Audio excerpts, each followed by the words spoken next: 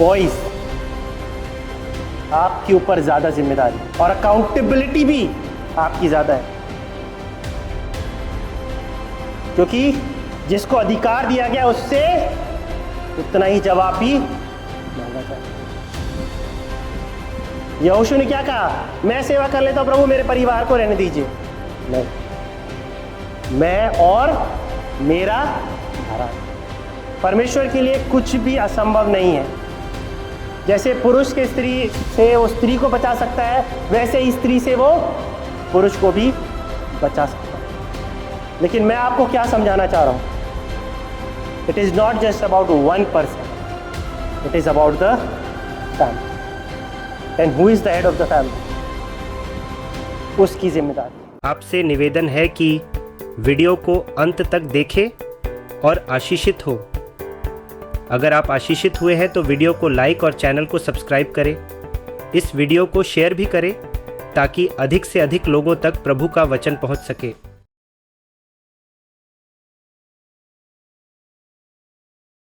चलिए हम लोग एक वर्स निकालते हैं, बहुत फेमस वर्स है, सब सुन चुके होंगे। जोशुआ 1:7, यहोशू 1:7। Be strong and very courageous, be careful to obey all the laws my servant Moses gave you, do not turn from them to the right or to the left, that you may be successful wherever you will go. अगर आपने Joshua की book को पढ़ा है और Joshua की book का पहला चैप्टर पढ़ा है, वहां पर परमेश्वर ने यहोशू को 4 बार बोला। क्या बोला? याग बांध और दृढ़ हो जा, बी स्ट्रॉन्ग एंड करेजियस। लेकिन मैंने 7th वर्स क्यों पिक करी? क्योंकि वहां पे लिखा है B strong and very courageous. ठीक है, करेजियस होना है बट वेरी करेजियस। याग बांध और बहुत दृढ़ हो जा, थोड़ा नहीं, बहुत दृढ़ हो जा। ओके, अब परमेश्वर ने ऐसा क्यों कहा?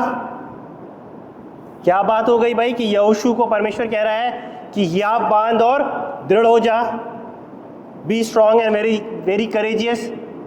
आपको क्या लगता है क्यों परमेश्वर 1 बार 2 बार? आप 6ठी आयत में पढ़ेंगे, 7वीं आयत में पढ़ेंगे, 9वीं आयत में पढ़ेंगे और 18वीं आयत में पढ़ेंगे। 4 बार परमेश्वर कहता है कि याग बांध और दृढ़ हो जा। तो क्या ऐसा कारण है कि परमेश्वर को 4 बार बोलना पड़ा कि याग बांध और दृढ़ हो जा? क्योंकि परमेश्वर ने उसको एक टास्क के लिए चुना है, और वो टास्क क्या है? अभी ये कहाँ पर है? यरदन के दूसरी तरफ। और परमेश्वर कह रहा है कि अब मूसा तो मर गया है, अब तुझको क्या करना है? इजराइलियों को लेकर यरदन पार जाना है और उस कनान देश को कैप्चर करना है और अपने वश में ले लेना है।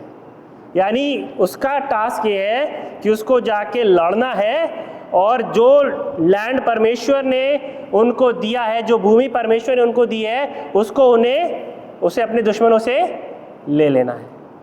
तो ऑब्वियस सी बात है, लड़ने जा रहा है भाई। और वो कोई भी जन लड़ने से पहले क्या होगा? डरा हुआ होगा, घबराया हुआ होगा, है ना? और लड़ाई छोड़ दीजिए, हम तो एग्जाम से पहले डर जाते हैं और हम बहुत ओवर कॉशियस होके चलते हैं। मैं एक छोटा सा एग्जाम्पल बताना चाहूँगा। कल की बात है, संडे की बात है, मेरे बेटे का एनसीसी का एग्ज़ाम था और आज उसका बोर्ड का फाइनल एग्ज़ाम था। अब मेरे लिए बड़ी समस्या कि उसको 24 के लिए प्रिपेयर करें कि 23 के लिए प्रिपेयर करें। तो मैंने कहा बेटा एनसीसी को छोड़ दे, बोर्ड के एग्ज़ाम ज़्यादा इंपॉर्टेंट है, बोर्ड के एग्ज़ाम्स के लिए तैयारी कर। लेकिन मेरा मन अंदर से परेशान कि 2 साल से मेरा बेटा मेहनत करता आ रहा है, एनसीसी को अटेंड करता आ रहा है, and this is the final examination, और वो उसको मिस हो जाएगा। और मैं प्रार्थना कर रहा हूँ परमेश्वर काश एग्ज़ाम टल जाए, परमेश्वर कुछ आप ऐसा चमत्कार कर दीजिए कि एग्ज़ाम टल जाए। और मैं सोच रहा हूँ काश कुछ ऐसा हो जाए कि उसके सर आके बोले कि उसको भेज दो, या कुछ ऐसा हो जाए कि आज नहीं हो रहा है, and I am just praying and I am just praying.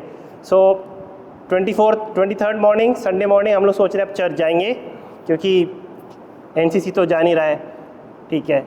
हम लोग सब तैयार होके बैठे हैं, 8:30 बजे सोच रहे हैं कि चर्च के लिए निकलेंगे, सब तैयार होके बैठे हैं। सडनली 8:30 बजे उसके एनसीसी सर का फ़ोन आता है, कहते हैं कि एग्ज़ाम क्यों नहीं दे रहा है। मैंने कहा सर उसने पढ़ा नहीं है। उन्होंने कहा कि कोई बहुत टफ एग्ज़ाम तो है नहीं जो उसको पढ़ना पड़े, इसके लिए वो ऑलरेडी बहुत कुछ सीख चुका है in his NCC camps and through out everything. आप भेजिए, जस्ट पास हो जाए बहुत है, वरना उसका साल मिस हो जाएगा। मैंने कहा सर देखते हैं, सोचते हैं। मैंने फ़ोन रख दिया और फिर मैंने अपने फैमिली में डिस्कस करा क्या करना चाहिए। अगर वो कह रहे हैं कि बहुत टफ एग्जामिनेशन नहीं है, वो पास हो सकता है, तो मैंने कहा why not give it a try. और हम लोग ने हबड़ तबड़ में आनन फानन में तैयार हुए, बेटे की ड्रेस चेंज कराई, उसको तैयार करा, सब करके उसको भेज दिया। Everything went well smooth. वो वापस आया, कहा पापा I was able to give the exam, बहुत टफ एग्ज़ाम नहीं था, एवरीथिंग वॉज ओके। मैं आपको क्या बताना चाहता हूँ, sometimes we are over cautious, और उस ओवर कॉशियस होने में ना जो कदम हमको आगे बढ़ाना चाहिए हम नहीं बढ़ा पाते। मैं एज अ पेरेंट नहीं बढ़ा पा रहा था, और मैं धन्यवाद देता हूँ परमेश्वर का कि उसने मेरे पैर को बढ़वाया। मैं डर के मारे आगे नहीं बढ़ रहा हूँ कि भाई एक तरफ एनसीसी है, एक तरफ बोर्ड है, क्या करें। परमेश्वर कह रहा सब कुछ दे रहा है, मैंने सब कुछ तुझे दे दिया है, तुझे बस आगे बढ़ना है और ले लेना। और मैं डर के मारे ये सोच के कि एनसीसी का एग्ज़ाम है, पूरे दिन भर का स्ट्रेस ले पाएगा कि नहीं, अगले दिन पेपर है, आई एम सो परप्लेक्स, मैं इतना ओवर कॉशियस हो रहा हूँ कि मैं उसको रोक रहा हूँ। और वही हमारे साथ होता है, we are over cautious.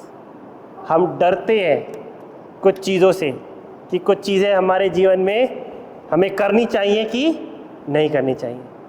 And you know, Joshua को परमेश्वर ने बुला के 4 बार बोला, देख तू घबराना नहीं, डरना नहीं, सिंपल भाषा में बोलूँगा ओवर कॉशियस मत होना। मैं अपने टर्म्स में बोल रहा हूँ, ओवर कॉशियस मत होना, हर चीज़ से बहुत ज़्यादा मत सोचना कि हो पाएगा नहीं हो पाएगा, बस तू आगे बढ़ते चले जाना। और यहोशू क्या करता है, उन वर्ड्स को अपने हार्ट में ले लेता है और कहता है परमेश्वर आपने कहा है ना आगे बढ़ जाना, तो मैं आगे बढ़ जाऊंगा, उसके बाद जो होगा मैं नहीं जानता। समटाइम्स हमको वही चाहिए, इनफैक्ट परमेश्वर को भी वही चाहिए। अपना दिमाग ज़्यादा मत लगाओ और ना ही ज़्यादा कॉशियस हो जाओ। हम सोचते हैं कि ये करना चाहिए कि नहीं, वो करना चाहिए कि नहीं। अगर परमेश्वर ने आपको किसी जगह पे रखा है और कह रहा है कि कुछ चीज़ों में आपको अपॉइंट किया है कि इनको करो, देन डोंट बी अफ्रेड। मत सोचिए मैं ये कर पाऊँगा कि नहीं, मैं उधर जा पाऊँगा कि नहीं, मुझे सफलता मिलेगी कि नहीं, क्योंकि परमेश्वर आपके साथ जा रहा है। परमेश्वर उसको चैलेंज कर रहा है, हियाव बांध और दृढ़ हो जा, क्योंकि तुझे क्या करना है, तुझे इन सारे लोगों को लेकर कनान में जाना है। अगर तू डर जाएगा तो बाकी लोगों का क्या होगा, वो तो तुझसे ज़्यादा डरपोक हैं, लेकिन तुझे हियाव बांध के आगे बढ़ना है। And he did that. उसने वही किया। हम पूरे डिटेल में नहीं जाएंगे कि उसने कौन कौन सी विक्ट्रीज को जीता, कैसे उसने यरदन को पार किया सूखी भूमि पर, कैसे उसने यरीहो की दीवार को गिराया, उसके बाद कैसे उसने कई सेनाओं के राजाओं को मिलके एक साथ हराया, एक ही बैटल को। सब चीज़ों को हम बाइबल में पढ़ सकते हैं आप अपने घर जाके। बट मैं आपको 3 चीज़ें बताना चाहता हूँ।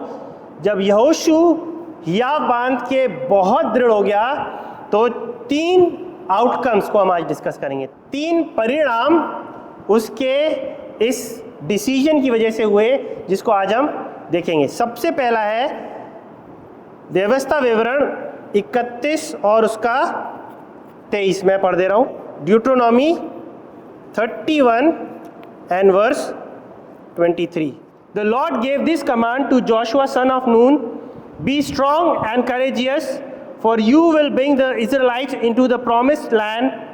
I promise them on oath, and I myself will be with you. क्या कह रहा है परमेश्वर? मैं तेरे साथ रहूंगा, है ना। इससे पहले परमेश्वर कहता है कि जैसे मैं मूसा के साथ था वैसे मैं तेरे साथ भी रहूंगा। अगर आप जोशुआ की चैप्टर 1 को पढ़ेंगे, वहां पे परमेश्वर ये भी कहता है कि जैसे मैं मूसा के साथ था वैसे मैं तेरे साथ भी रहूंगा। पहली चीज क्या होगी? जब आप हियाव बांधेंगे, दृढ़ हो जाएंगे, तो पहला परिणाम आपके जीवन में क्या होगा? God will be with you.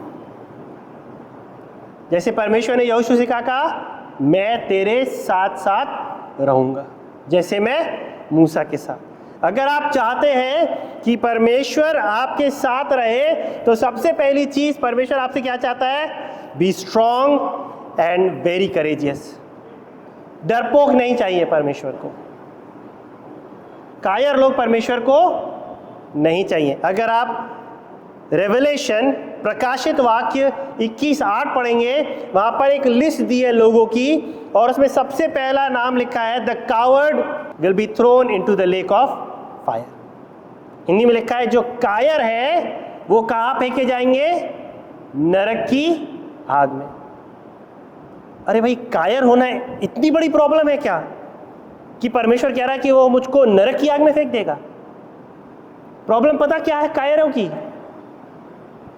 वो विश्वास में आगे नहीं बढ़ पाते। जब परमेश्वर कह रहा है आगे बढ़, हम डर के बैठे, पता नहीं परमेश्वर क्या होगा, कहीं उल्टा ना हो जाए, कहीं ये ना हो जाए, कहीं वो ना हो जाए, और हम उस डर के कारण आगे ही नहीं बढ़ रहे। कहीं एडमिशन लेना है, कोई कोर्स स्टार्ट करना है, सोचते बहुत डिफिकल्ट कोर्स है, पता नहीं हम कर पाएंगे नहीं, पता नहीं। आप लोग जब यहाँ आए होगे, कई लोग ये सोच के आओगे पता नहीं ये कोर्स मैं कर पाऊंगा कि नहीं, पर कहीं ना कहीं किसी ने आपको धक्का देकर या बांधकर भेजा, and now you can say मैं कर रहा हूं। Sometimes we all need to just take that step of faith. हमें उस विश्वास के कदम को लेके आगे बढ़ना। We just need to take that step of faith. विश्वास में हमको आगे बढ़ना है।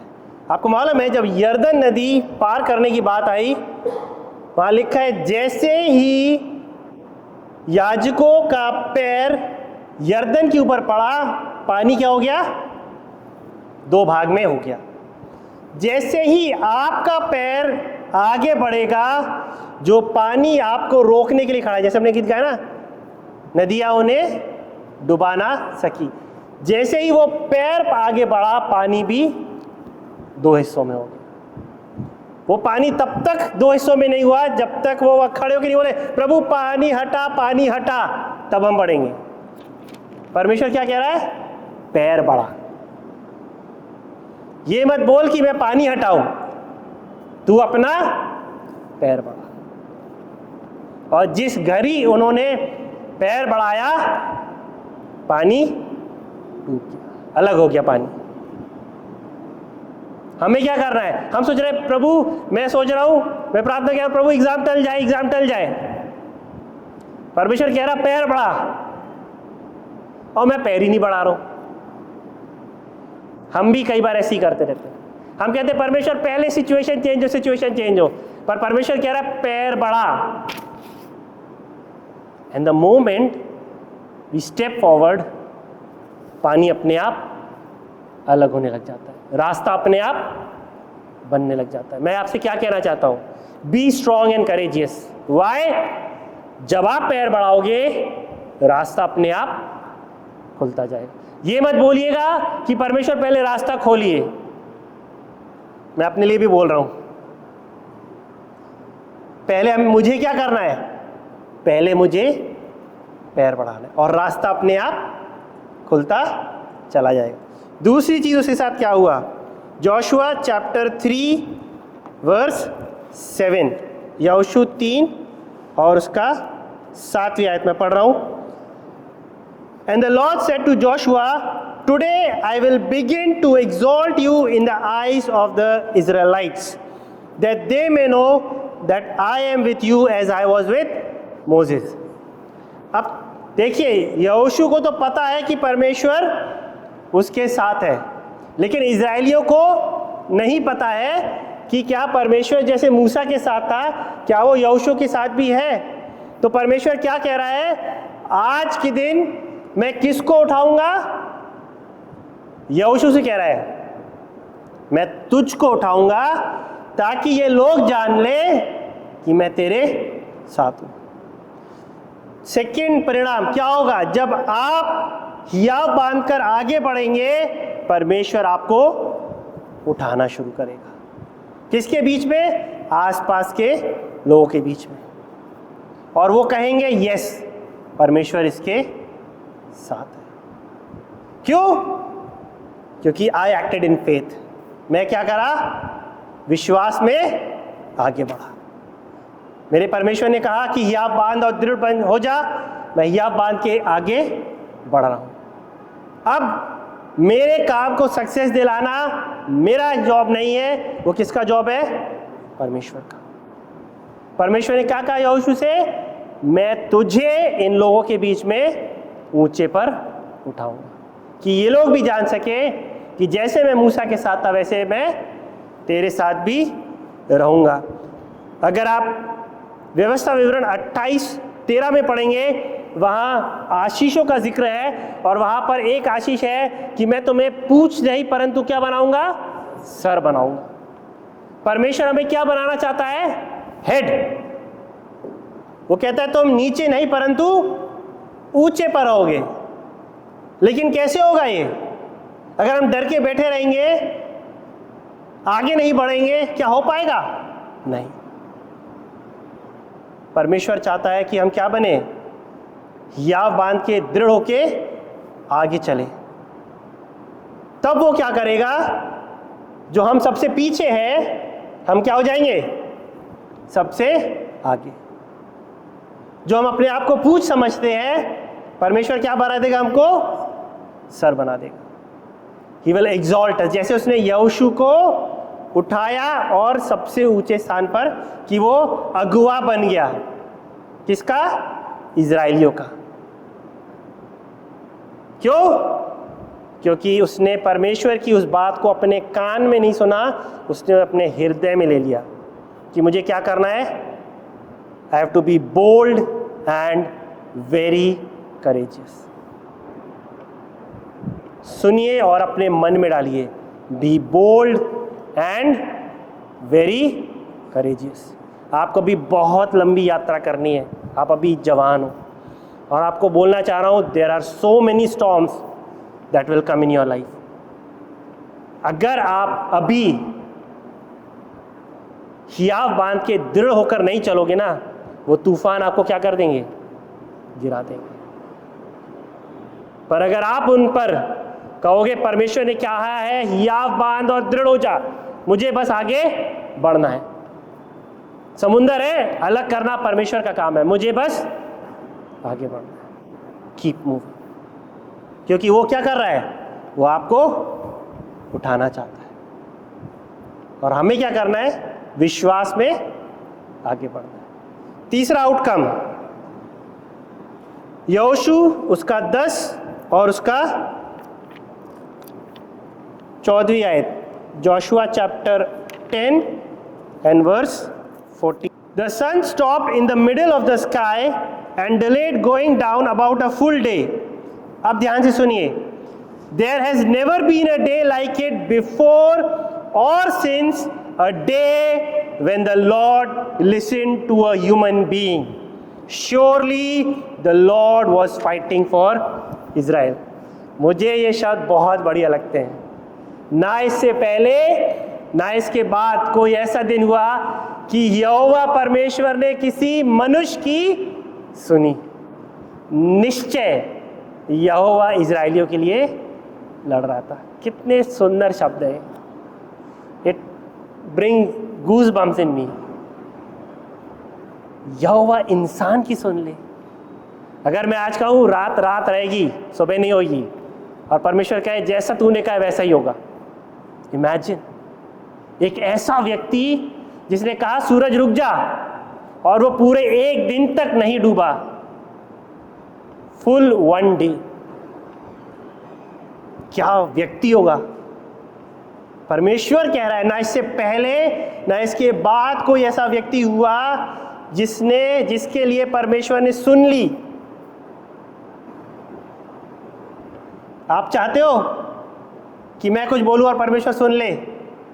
हम बहुत कुछ बोलते हैं लेकिन कुछ होता ही नहीं है। हम कहते हैं प्रभु ऐसा हो जाए, प्रभु वैसा हो जाए, नहीं होता। क्यों नहीं होता? Because we are not like Joshua. हम यहोशू के समान नहीं हैं। मैं आपसे पूछना चाहता हूं, यहोशू कौन सी लड़ाई लड़ रहा था? वो लड़ाई किसकी थी? क्या उसकी पर्सनल लड़ाई थी? क्या इजरायलियों की लड़ाई थी? तो किसकी लड़ाई थी वो? परमेश्वर यहोवा की। क्या लिखा है वहां पे? Surely the Lord was fighting for Israel. और एक और जगह परमेश्वर कहता है द बैटल इज माइन। युद्ध मेरा है, तुम्हारा नहीं है। आप समझिएगा, परमेश्वर ने यहोशू की क्यों सुनी? क्योंकि वो अपने मन की नहीं चला रहा था। वो किसका मिशन फुलफिल कर रहा था? अपने परमेश्वर का। सी वी मस्ट अंडरस्टैंड, हम इस बात को समझना है यहोशू को परमेश्वर ने क्यों चुना। गॉड हैज अ प्लान, और उस प्लान को परमेश्वर पूरा नहीं करेगा, वो एक मनुष्य को चुनेगा जो उस प्लान को पूरा करे। You know the beauty of God is he never does anything, he chooses men to fulfil his plan. आप देख लीजिए बाइबल में परमेश्वर ने क्या करा, लोगों को चुना कि वो उसके प्लान को अकम्प्लिश करे। और यहोशू ने क्या करा? उसने कहा परमेश्वर युद्ध मेरा नहीं है, युद्ध तो आपका है, मुझे क्या करना है? मुझे तो केवल लड़ना है। आपको मालूम है कैसे लड़ाई होती है? अगर आप इसी चैप्टर 10 में पढ़ेंगे, वहाँ पर लिखा है कि स्वर्ग से ओले गिरे, और वहाँ पर लिखा है जितने तलवार से नहीं मरे उससे ज़्यादा किससे मरे? जो ओले ऊपर से गिरे। तलवार से लोग ज़्यादा नहीं मरे थे, परमेश्वर उन पे क्या गिरा रहा था? ओले गिरा रहा था। एक और जगह जब आई थिंक ये मिरियम का सॉन्ग है, वो बताती है कि धरती कांप उठी और लोगों के पैर धंस गए। अगर आप उसको लिटरल ले लो, मैं उसको लिटरल समझता हूँ कि जब लड़ने युद्ध दुश्मन आया तो उनके पैर के नीचे की ज़मीन कांप रही थी, उनके पहिए आगे बढ़ ही नहीं पा रहे थे, चक्के जाम हो जा रहे थे। अब मुझे क्या करना है? मुझे तो जाके सीधे मारना है। उनके पैर थम गए, उनकी गाड़ियाँ रुक गई, वो हिल रहे हैं खड़े खड़े, वो मार पाएंगे मुझे? मुझे क्या करना है? बस जाके फिनिश। क्यों? क्योंकि परमेश्वर मेरे लिए लड़ रहा है। या इसको राइट सेंस में ये कहूँगा, मैं परमेश्वर के लिए लड़ रहा हूँ। यहोशू क्या कर रहा था? He was fighting God's battle not with his own strength. अपने बल से नहीं लड़ रहा था, लड़ तो परमेश्वर ही रहा था, लेकिन उसने यहोशू को चुना था कि उसके थ्रू उस टास्क को फुलफिल कर सके। प्रियो, परमेश्वर ने आप सबको भी चुना है क्योंकि वो आपसे भी कुछ ना कुछ अपने प्लान को फुलफिल कराना चाहता है। क्या आप हियाव बांध के दृढ़ होकर आगे बढ़ेंगे? Because time is very difficult, और आने वाला समय कैसा होगा वी नेवर नो। आज मसीहों को क्या चाहिए? कि वो दृढ़ हो जाए, हियाव बांधे और बहुत दृढ़ हो जाए। Be very courageous. जो डरेगा वो आगे नहीं बढ़ पाएगा। क्या खास बात थी यहोशू में कि ये 3 बड़े बड़े काम उसके जीवन में हुए। परमेश्वर उसके साथ था, परमेश्वर ने उसको ऊंचा उठाया, और परमेश्वर ने उसकी सुन ली। मैं 3 चीज़ें यहोशू के जीवन में देखता हूँ जो उसे एक्सेप्शनल बनाती है बाकी सारे लोगों से। सबसे पहली चीज़ मिलती है एक्सोडस चैप्टर 33 वर्स 11, निर्गमन 33 का 11, वहां पर यो लिखा है, The Lord would speak to Moses face to face as one speaks to a friend. Then Moses would return to the camp, but his young aide Joshua son of Nun did not leave the tent. अब क्या होता था कि परमेश्वर की उपस्थिति मिलाप वाले तंबू पर आती थी और मूसा अंदर जाता था और परमेश्वर उससे कैसे बात करता था? Face to face. कॉन्वर्सेशन हो गई, मूसा चला गया, लेकिन मूसा का जो यंग बॉय है जो उसके साथ है यहोशू, वो कहाँ है? वो टेंट छोड़ के नहीं गया। वो क्या कर रहा है? He still in the tent. Tent क्या डिनोट करता है? Presence of God. परमेश्वर की उपस्थिति मिलाप वाले तंबू में आती थी। उसने कहा मैं पूरे टाइम यहीं बैठा रहूंगा परमेश्वर की उपस्थिति के लिए। आप कितनी देर बैठने के लिए तैयार हैं कि I just want to sit in the presence of God? यहोशू के बारे में लिखा है, मूसा चला गया लेकिन वो वहीं रुका रहा, because he wanted to seek the presence of God. परमेश्वर की उपस्थिति को वो चाहता था। क्या हम परमेश्वर की उपस्थिति को चाहते हैं? कितना चाहते हैं? 15 मिनट, आधा घंटा, 1 घंटा, दैट्स इट? या हम उससे ज्यादा? कई लोग रात रात भर परमेश्वर की उपस्थिति में बैठे रहते हैं। हम कितनी देर बैठते हैं? जोशुआ मूसा से ज्यादा परमेश्वर की उपस्थिति में बैठा। मूसा तो चला गया लेकिन यहोशू रुका। The great thing about Joshua was he remained in the presence of God more than Moses. मूसा से ज्यादा यहोशू परमेश्वर की उपस्थिति में रहने की कोशिश करता था। And God saw it. परमेश्वर ने देखा है ये बंदा मेरी उपस्थिति को छोड़ के नहीं जाता है, इसको मैं चुनूंगा। नथिंग स्पेशल, कुछ और नहीं लिखा उसके बारे में, बहुत ताकतवर था या बहुत ऊंचा था, कुछ नहीं लिखा है। वो परमेश्वर की उपस्थिति में बैठता था। कितनी देर हम लोग क्वाइट टाइम करते, कितनी देर हम लोग सप्ताह में फेलोशिप के लिए आते हैं, कितनी देर हम लोग चर्च जाते हैं, कितनी देर हम अपने आप को परमेश्वर की उपस्थिति के लिए कमिट करते हैं। आप ये मत सोचिए, अटेंडेंस लगाने के लिए नहीं बोल रहा हूँ मैं, प्लीज़ अटेंडेंस मत लगाइए, उससे कोई फ़ायदा नहीं होगा। आके बैठ के मैंने फेलोशिप का 1 घंटा दे दिया, मैंने अपनी अटेंडेंस लगा दी, उससे कुछ फ़ायदा नहीं होगा। क्या आप परमेश्वर को ढूंढते हुए यहाँ आते हैं कि मैं परमेश्वर की उपस्थिति में बैठूंगा, क्या मालूम परमेश्वर आज मुझसे बात कर ले, मुझे कुछ बोल दे मेरे जीवन में। That will change. क्या होगा? परमेश्वर देखेगा ये सच्चे मन से आया है मुझे ढूंढता हुआ, and that is a tick for you in God's eye. यहोशू मूसा से ज्यादा परमेश्वर की उपस्थिति में बैठने वाला व्यक्ति था। दूसरी चीज, नंबर्स गिनती 32:12। No one except Caleb son of Jephunneh and the Kenizzite and Joshua son of Nun, for they followed the Lord whole heartedly.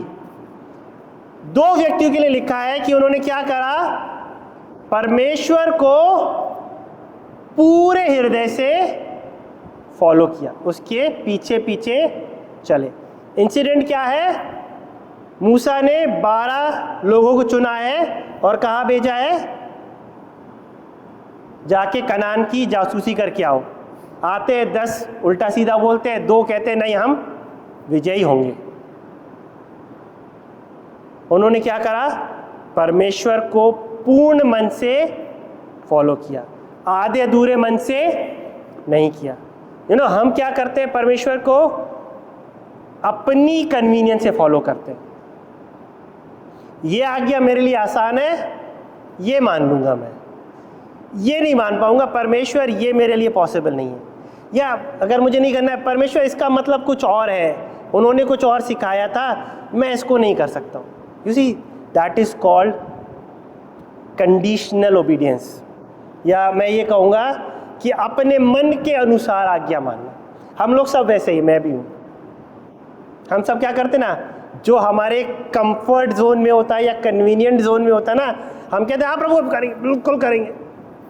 आप कह रहे हो हम बिल्कुल जाएंगे, लेकिन जहाँ परमेश्वर कोई चैलेंजिंग बात कह देगा, परमेश्वर आप चाहते भी हो, सही होगा, फिर हम वचन भी ढूंढे। परमेश्वर वचन में ऐसा भी कुछ और भी लिखा है, अपने आप को ही जस्टिफाई करने के लिए जो हम गलत कर रहे हैं, कहीं से कोई वचन भी उठा के ले आएंगे, परमेश्वर ऐसा भी लिखा है। बट जोशुआ एंड कैलेब, जिसमें से एक जोशुआ है, यहोशू है, उसके विषय में क्या लिखा है? वो पूर्ण मन से परमेश्वर के पीछे चलता था। There was no half measures, है ना। क्रिश्चियनिटी में ना सबसे बड़ा प्रॉब्लम यही है, हम आधे अधूरे मन के व्यक्ति हैं।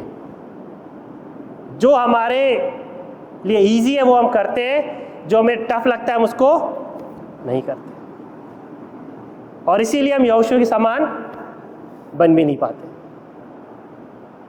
क्योंकि हमारी लाइफ क्या है? कंडीशनल ओबीडियंस है। अगर कहें कि ये काम तुझे सौंपा जा रहा है, हम कहेंगे प्रभु मेरे पास और भी जिम्मेदारियां हैं, ये काम मैं कैसे कर सकता हूँ, मुझे वो भी करना है, मुझे ये भी करना है। अगर यहोशू से बोला जाता, यहोशू क्या कहता? परमेश्वर आपने दिया है, मैं करूँगा, नो इफ्स एंड बट्स। पूरे मन से परमेश्वर के पीछे चलने वाला व्यक्ति, कोई अपना थॉट नहीं, कोई अपना लॉजिक नहीं, कोई अपनी इच्छा नहीं।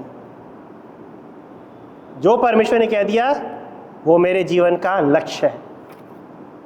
That was Joshua.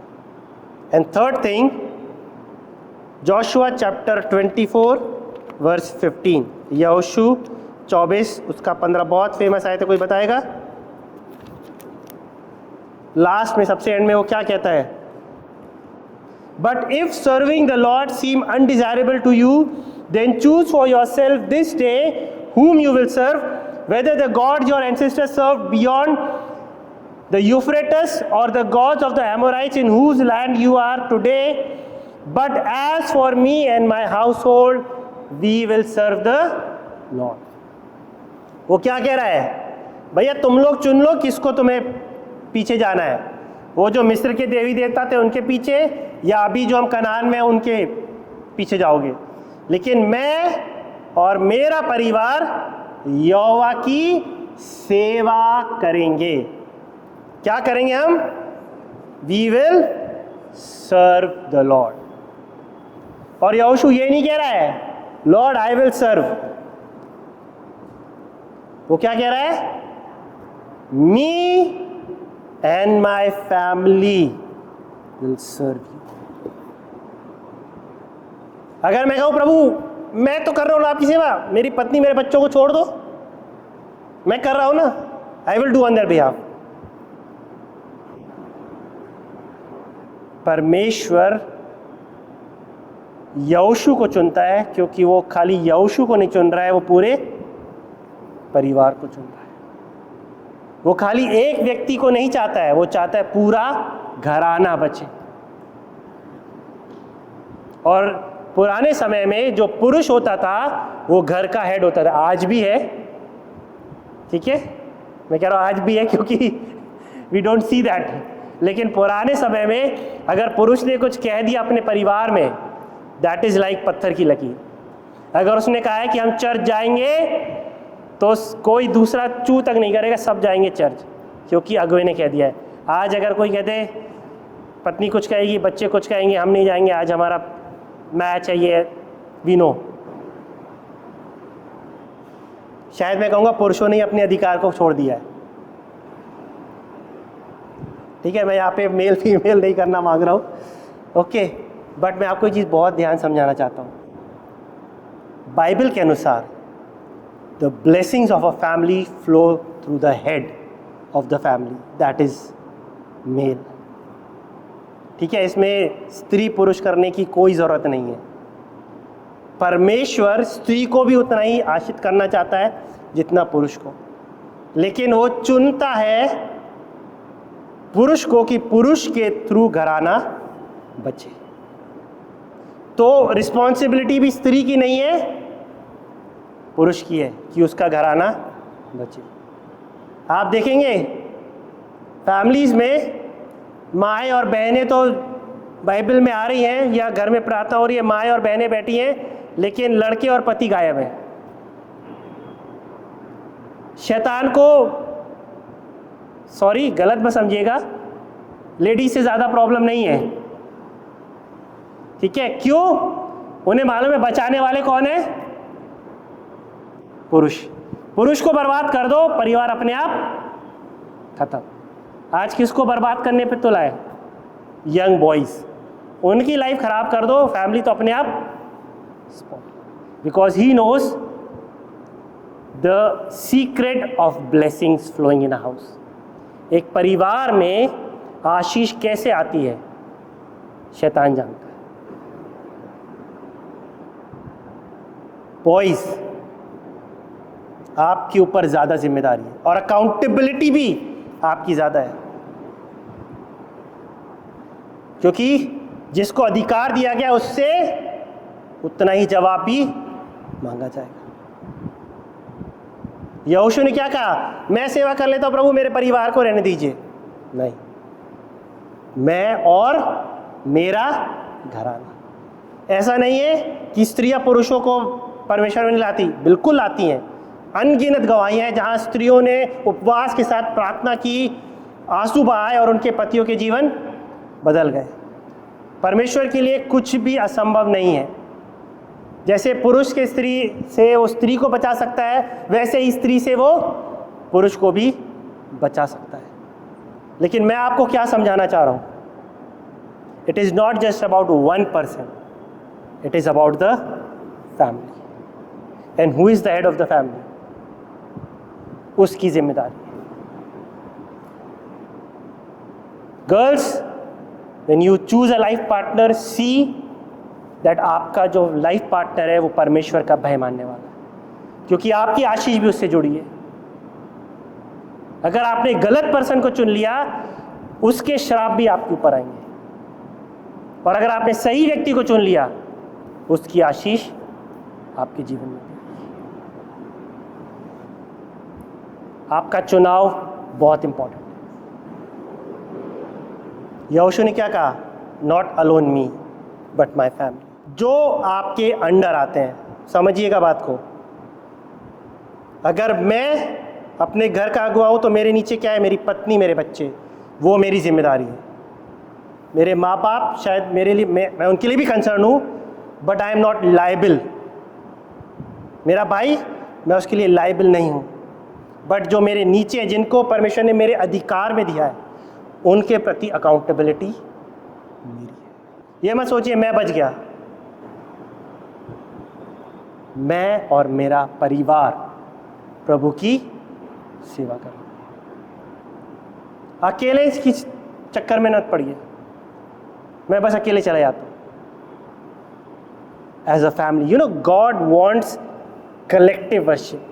जब परिवार मिलके इकट्ठे होकर प्रार्थना करता है ना, उसकी बात ही अलग है।